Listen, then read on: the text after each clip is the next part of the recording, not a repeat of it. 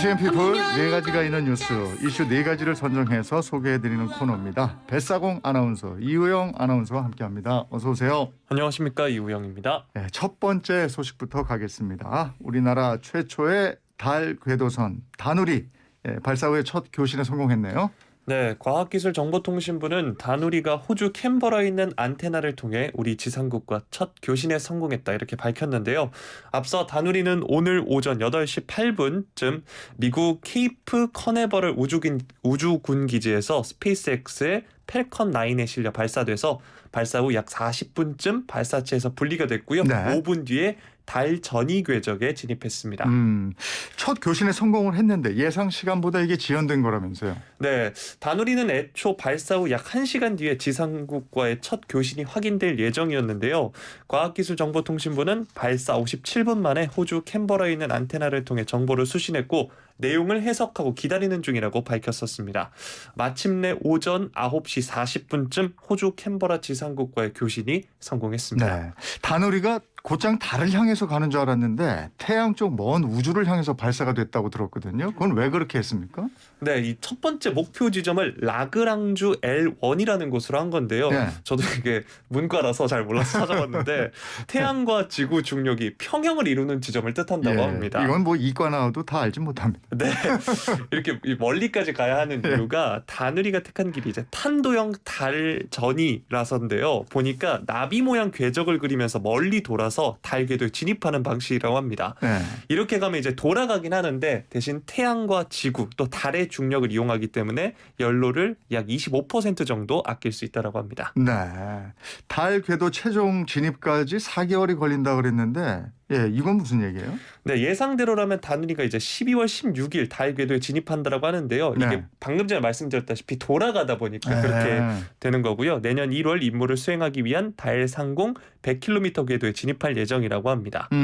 그러면 이제 임무 궤도에 다누리가 가면 하루에 12회 공전하면서 1년 동안 임무를 수행한다고요? 네, 맞습니다. 탑재된 6종의 과학 장비를 통해서 달 표면 전체 편광지도 제작, 달과 지구 간 우주 인터넷 통신 시험 등 세계 최초로 시도되는 임무를 수행하고요. 이외에도 자기장 측정, 달 자원 조사 등 과학 임무도 수행한다고 합니다. 현재까지 달 착륙이나 달 궤도선 탐사에 성공한 나라가 러시아, 미국, 중국, 일본, 유럽연합, 인도 등 이제 6개국인데요. 우리나라가 이제 성공을 하면 7번째 달 탐사국 지위를 얻게 됩니다. 예. 과기정통부가 다누리의 전이 궤적이군요. 전이 네. 궤적 진입과 관련해서 오늘 오후 2시에 결과를 브리핑할 예정이라고 그러니까 계속해서 YTN 라디오를 통해서 이 소식 전해 들으시기 바랍니다. 두 번째 소식입니다. 국민의힘이 오늘 상임 전국위원회를 열었는데 조금 전에 결론이 났죠, 이거? 네, 맞습니다. 오전 10시 반 국회의원회관 회의실에서 국민의힘 상임 전국위원회 열렸는데요. 상임 전국위원회 회의에는 상임 전국위원 54명 중에 과반인 38명이 참석을 했습니다. 결국에 이제 비상 상황이라고 판단을 하면서 윤석열 정부 출범 88일 만에 국민의힘 비상대책위원회 체제에 접어들게 됐습니다. 예. 앞서 국민의힘이 의원총회 열었고 현재 당이 비상 상황에 처해 있다 이러면서 비대위를 추진하기로 의견을 모은 거잖아요. 네, 전국 상임위원회가 이제 당이 비상 상황이라고 유권 해석을 내림에 따라 이제 9일에 전국위원회에서 당헌 개정 작업에 들어가게 된다고 하는데요. 당대표 또는 당대표 권한대행만 비상대책위원장을 임명할 수 있다는 당헌에 당대표 직무대행도 추가하게 되는 겁니다. 비상대책위원장은 외부가 아닌 당내 인사가 가능성이 크다고 하는데 현재 이제 최다선 5선인 주호영, 정우택 의원 등이 거론되고 있습니다. 네. 또 어제 조혜진 하태경 의원이 제안한 거 당헌 개정안 오늘 논의가 됐잖아요. 결론이 난 것 같은데 어떻게 됐습니까, 이거는? 네, 맞습니다. 어제 국민의힘 하태경 의원과 조혜진 의원이 당헌 개정안을 제안을 했는데 이 개정안은 비대위 체제로 가더라도 이준석 대표가 당원권 정지 징계 기간 이후 복귀할 수 있는 길을 열어주는 게 핵심입니다. 네. 조금 전 결과를 발표했는데 이제 관련해서 상임 전국위에 상정은 됐는데 참석자 40명 중에 10명이 찬성을 하면서 결국 채택되지는 않았습니다. 네. 이준석 대표 비판 수위를 끌어올리고 있다면서요? 네, 국민의힘 지도부는 물론 윤석열 대통령 그리고 대통령실을 향한 비판 수위 끌어올리고 있는데요. 이게 당대표가 당내 상황에 대해 말하는 게 내부 총질이라는 인식이 한심하다는 글을 올리면서 직접적으로 비판을 했고요. 비대위 체제로 돌입하면서 이준석 대표 측이 효력 정지 신청 등 법적 대응에 나설 가능성도 큰 것으로 관측되고 있습니다. 네, 이제 이 대표가 취할 수 있는 가장 실효성 있는 조치가 법원에 비대위 효력 정지 가처분 신청을 내는 거라고 그러던데 어떻게 되고 있습니까? 네, 당 지도부도 이런 상황을 우려하고 있다고 하는데요. 아직까지 이 대표의 공식 입장이 현재까지는 나오고 있지 않습니다. 대신 이 대표가 가까운 김용태 최고위원 등이 가처분 신청을 위한 법률 검토에 들어갔다 이렇게 얘기를 했고요. 또 이 대표와 가까운 박민영 대변인 오늘 KBS 라디오에 나와서 이 대표가 자동으로 거리된다고 했을 때는 어떤 정당하게 선출을 통해서 부여받은 권리가 침해되는 것이라고 생각할 수 있다. 가처분이 됐건 뭐가 됐건 적극적인 권리 구제에 노력하는 게 당연하다 이렇게 말했고요. 이 대표는 지금까지 알려진 바로는 오늘부터 수도권을 중심으로 당원과의 교류에 나설 계획이라고 합니다. 네. 세 번째 소식입니다. 윤석열 대통령의 국정수행 지지율이 오늘 이제 발표가 된 건데 네. 전주보다 더 떨어졌어요. 24%를 기록했다고 하는데 윤 대통령 취임 후에 기록한 최저 지지율이네요.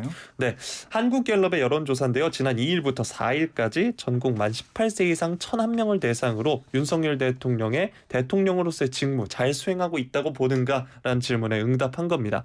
24%가 긍정평가였고요. 66%가 부정평가였는데 전에 이제 직전 조사인 7월 4주차 조사 대비 긍정평가 4%포인트 하락한 거고요. 네. 부정평가는 반대로 4%포인트 상승했습니다. 네, 이걸 세부적으로 보면 모든 지역 그리고 70대 이상을 제외한 전 연령대에서 부정평가가 긍정평가를 앞서고 있다 이렇게 돼 있어요. 네, 아무래도 인구가 가장 많은 서울에서는 긍정평가 24%, 부정평가는 70%를 기록했고요. 호남의 경우에는 광주, 전라 이제 긍정 12%, 부정은 81%입니다. 그리고 이제 대구, 경북에서 긍정이 38%, 네. 부정이 48%가 나왔고요. 연령별로 보면 30대와 40대에서 이제 부정평가가 80%를 넘어선 게 주요했고요. 네. 조금 전에 말씀드렸다시피 이제 대구 경북이 원래 보수층의 지지세가 강한 곳인데 네. 이곳에서도 부정평가가 긍정평가를 앞섰다는 게 네. 중요한 점입니다. 그렇군요. 부정평가한 가장 큰 이유 이게 인사라고 하던데요. 네, 인사라는 이유가 이제 응답이 이제 23%를 기록했는데요. 네. 이 외에도 경험 자질 부족, 무능함이 10%를 뒤를 이었고요. 또 최근 논란이 됐던 만 5세 초등학교 입학 추진이 5%로 새로운 부정평가 이유로 등장했다는 점이 주목할 점입니다. 네. 또 다른 여론조사도 있는데 미디어 토마토 여론조사인데 여권의 위기에 가장 큰 책임자로 윤 대통령을 지목했네요. 네, 미디어 토마토가 뉴스 토마토 의뢰로 지난 1일부터 3일까지 4흘간 전국 만 18세 이상 성인 남자 1,315명을 대상으로 실시한 여론조사인데요. 응답자의 절반이 넘는 52.9%가 가장 큰 책임자로 윤 대통령을 지목을 했습니다. 이어서 이제 권성동 원내대표 및 윤핵관을 꼽은 응답은 19.4%, 이준석 대표를 지목한 응답 18.6%였습니다. 다만 보수층이나 국민의힘 지지층 이준석 대표 책임이 더 중하다 이렇게 봤고요. 네, 맞습니다. 보수층 응답자에 한해서는 이준석 대표가 34.4%로 가장 높았고요. 국민의힘 지지층에서도 역시 이준석 대표가 43.9%로 가장 높게 나타났습니다. 네, 여론조사 개요 소개해 주시죠. 네, 처음 소개해드렸던 여론조사는 한국갤럽이 지난 2일에서 4일 전국 18세 이상 1,001명을 대상으로 윤 대통령 직무수행 관련 8월 1주차 조사였고요. 이어서 소개해드린 여론조사 미디어 토마토가 뉴스 토마토 의뢰로 지난 1일부터 3일까지 만 18세 이상 전국 성인 남녀 1,315명을 대상으로 실시한 여론조사입니다. 자세한 내용은 중앙선거여론조사심의위원회 홈페이지를 참조하시면 됩니다. 네, 마지막 소식은 취임 한 달을 맞은 박순애 부총리 겸 교육부 장관 얘기인데 학제 개편 졸속 추진에 이어서 이번엔 또 불통 논란에 휩싸였어요. 네, 박 부총리 어제 오전 10시 30분 정부 세종청사에서 열린 2학기 학사 운영 방안 브리핑이 있었는데요. 교육부 관계자는 브리핑이 한참 진행 중이던 10분이 지난 후 박 부총리가 서울 일정이 있어 자리를 떠나겠다 이렇게 말을 했습니다. 통상적으로 교육부에서는 대국민 브리핑 시에 부총리가 직접 기자들의 질문에 답해왔었습니다. 네, 기자들의 질문이 쏟아졌는데 그 사퇴 용의가 있나 이렇게 거듭 물었는데 네. 박 부총리는 기자들만 지켜볼 뿐 아무런 대답을 하지 않았다고 그래요. 네, 기자들이 박 부총리에게 취약 연령 하향 공론화 결과에 따라 사퇴할 의사가 있느냐 이런 질문을 했는데 아무런 대답이 없었고요. 예, 질문을 받아달라고 이제 기자들이 거듭 물었는데 네. 박 부총리가 대답을 하지 않았습니다. 결국 답변을 하지 않은 채 회견장을 떠나 사무실로 올라갔습니다. 당초에 교육부는 현장 질의하고 사전 질의를 받기로 했다면서요. 네, 대변인실이 회견 직전에 긴급하게 박 부총리가 현장 질의를 받지 않기로 했다. 기자단에 알려왔다. 이렇게 전해지고 있는데요. 앞서서 말씀드렸지만 통상 기자회견에서 회견 주제는 물론 주요 현안에 대한 질의응답도 이루어지기 때문에 최근 논란이 된 학제 개편 관련 질의를 막기 위한 것이라는 해석도 나오고 있습니다. 교육부는 앞서도 제가 말씀드렸지만 부총리가 서울에 일정이 있어서 네. 시간상 질문에 답변할 수 없다. 이렇게 얘기했습니다. 그런데 서울에 급한 일정이 있어서 질의응답 받을 수 없다고 했는데 박 부총리가 10분 동안 사무실에 그냥 머물렀다면서요. 네, 맞습니다. 그리고 이후 청사 밖으로 나가기 위해서 사무실을 나선 박 부총리는 이제 대기하던 기자들과 또 마주쳤는데요. 네. 기자들이 다시 한번 질문을 이어갔지만 답변을 하지 않았습니다. 이 상황에서 이제 교육부 직원들 박 부총리 취재진이 이제 몰리면서 네. 박 부총리의 신발이 벗겨지기도 했는데요. 또 거듭된 질문이 이어졌는데 박 부총리가 엘리베이터에서 조금만 쉬고 오시면 제가 말씀드리겠다 네. 답을 했는데 기자들이 그게 의미가 무슨 말이냐라고 네. 했는데 이에 대해서도 답을 하지 않았습니다. 교육부와 박 부총리의 소통 부재를 지적하는 목소리 학제 개편안 발표 이후에도 계속 이어지고 있어요.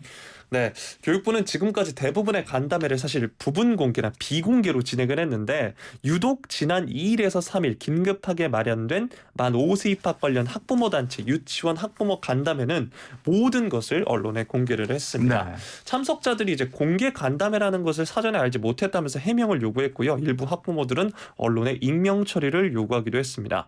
또 이제 박 부총리와 지난 3일에 시도교육감 영상회의가 있었는데 여기서 조희연 서울시 교육감이 소통의 중요성을 말씀드려야겠다. 무심코 발표하는 정책은 교육 현장에 혼란만 가져다 준다. 이렇게 말을 했습니다. 네. 박 부총리가 앞서 여론 수렴하겠다 이렇게 했는데 그건 어떻게 돼가고 있습니까?